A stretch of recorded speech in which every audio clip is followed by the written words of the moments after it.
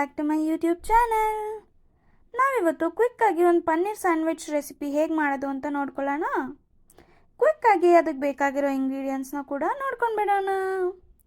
ಫಸ್ಟ್ಗೆ ನಾನಿಲ್ಲಿ ಬ್ರೆಡ್ ಸ್ಲೈಸಸ್ನ ತೊಗೊಂಡಿದ್ದೀನಿ. ಒಂದು 16 ಪೀಸ್ ಆಗೋಷ್ಟು ಬ್ರೆಡ್ ಸ್ಲೈಸಸ್ ತೊಗೊಂಡಿದ್ದೀನಿ. ಮೊಸರು ಒಂದು ಅರ್ಧ ಕಪ್ ಆಗೋಷ್ಟು ತೊಗೊಂಡಿದ್ದೀನಿ.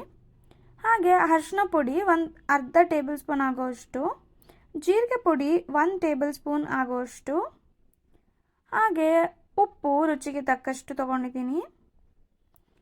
ಖಾರದ ಪುಡಿ 1.5 ಟೇಬಲ್ ಸ್ಪೂನ್ ಆಗೋಷ್ಟು. ಖಾರ ಬೇಕಿದ್ರೆ ಇನ್ನೂ ಸ್ವಲ್ಪ ಜಾಸ್ತಿ ತೊಗೋಬೋದು. 2 ಮೀಡಿಯಮ್ ಸೈಜ್ ಈರುಳ್ಳಿನ ಸಣ್ಣದಾಗಿ ಹೆಚ್ಚಿಟ್ಕೊಂಡಿದ್ದೀನಿ. ಹಾಗೆ 1 ಕ್ಯಾಪ್ಸಿಕಮ್ ಮೀಡಿಯಮ್ ಸೈಜ್ನ ಕೂಡ ಸಣ್ಣದಾಗಿ ಹೆಚ್ಚಿ ಇಟ್ಕೊಂಡಿದ್ದೀನಿ.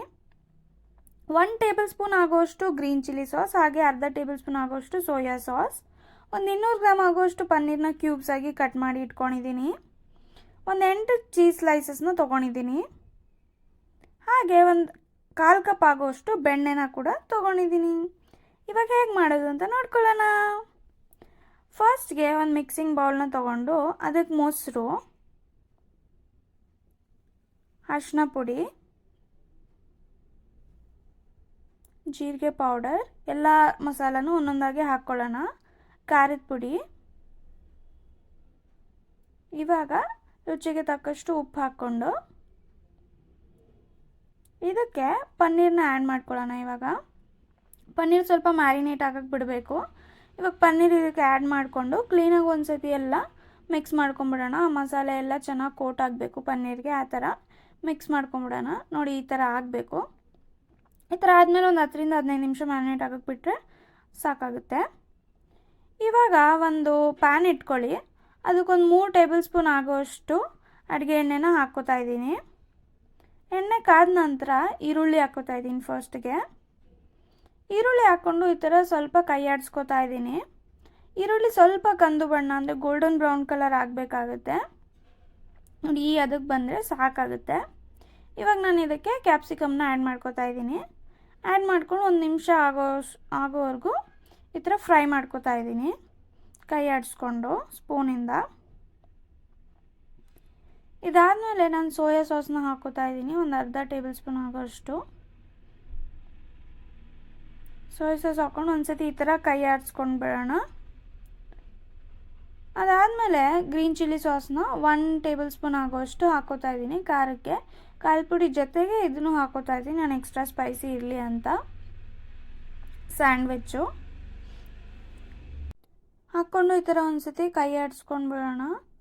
ಒಂದು ಸ್ವಲ್ಪ 1 ನಿಮಿಷ, ಒಂದು ಅರ್ಧ ನಿಮಿಷ ಆಗೋಷ್ಟು ಈ ಥರ ಕೈ ಆಡಿಸ್ಕೊಂಡ್ರೆ ಸಾಕಾಗ್ಬಿಡುತ್ತೆ. ಈ ಥರ ಒಂದು 2 ನಿಮಿಷ ಆದಮೇಲೆ ಈ ಥರ ಪನ್ನೀರ್ನ ಮ್ಯಾರಿನೇಟ್ ಮಾಡೋಕೆ ಇಟ್ಟಿರ್ತೀವಲ್ಲ, ಆ ಪನ್ನೀರ್ನ ಕೂಡ ಇದಕ್ಕೆ ಆ್ಯಡ್ ಮಾಡ್ಕೊಂಡು ಬಿಡೋಣ. ನೋಡಿ, ಈ ಥರ ಆ್ಯಡ್ ಮಾಡಿಕೊಂಡು ಕ್ಲೀನಾಗಿ ನಾನು ಒಂದು ಸತಿ ಮಿಕ್ಸ್ ಮಾಡ್ಕೋತಾ ಇದ್ದೀನಿ.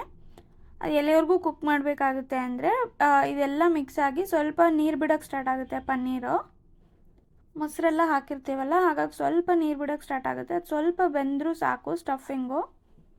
ನೋಡಿ, ಈ ಥರ ಈ ಅದಕ್ಕೆ ಬಂದಮೇಲೆ ಅದನ್ನು ಸ್ಟವ್ ಆಫ್ ಮಾಡಿಬಿಟ್ಟು ಅದು ತಣ್ಣಗಾಗಕ್ಕೆ ಬಿಡಿ.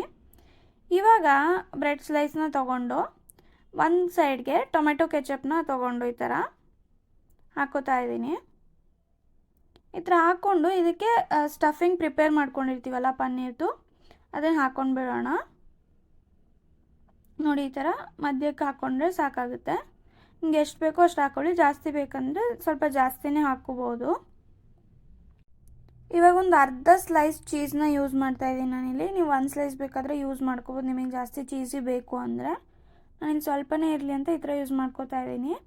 ಇನ್ನೊಂದು ಬ್ರೆಡ್ ಸ್ಲೈಸ್ ತೊಗೊಂಡು ಮೇಲ್ಗಡೆ ಬೆಣ್ಣೆ ಹಚ್ಕೊಂಡು, ಆ ಬೆಣ್ಣೆ ಹಚ್ಕೊಂಡಿರೋ ಪಾರ್ಟು ಈ ಥರ ಮೇಲೆ ಬರೋ ಥರ ಹಾಕ್ಕೊಂಡು ಎಲ್ಲ ಸ್ಟಫಿಂಗ್ನ ಆ ಥರ ಪ್ರಿಪೇರ್ ಮಾಡ್ಕೊಳ್ಳಿ.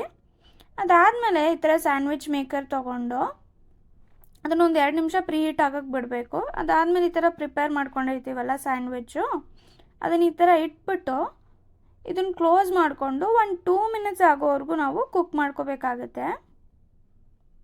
ನೋಡಿ, ಈ ಥರ ಕ್ಲೋಸ್ ಮಾಡ್ಕೊಂಡು ಒಂದು 2 ಮಿನಿಟ್ಸ್ ಆದರೆ ಕರೆಕ್ಟಾಗಿ ಕುಕ್ ಆಗಿರುತ್ತೆ ಅದು. 2 minutes later. ಇವಾಗ ಓಪನ್ ಮಾಡಿ ನೋಡಿದ್ರೆ ಸ್ಯಾಂಡ್ವಿಚ್ ಆಗಿ ಹೋಗಿಬಿಡಿರುತ್ತೆ. ಇದನ್ನು ಕೆಚಪ್ ಜೊತೆ ಸರ್ವ್ ಮಾಡಿಕೊಂಡು ತಿನ್ಕೋಬೋದು. ನೀವು ಟ್ರೈ ಮಾಡಿ ಹೇಗಾಗಿದೆ ಅಂತ ಕಮೆಂಟ್ ಮಾಡಿ. ಇಷ್ಟ ಆದರೆ ಸಬ್ಸ್ಕ್ರೈಬ್ ಮಾಡ್ಕೊಳ್ಳಿ. Thank you for watching.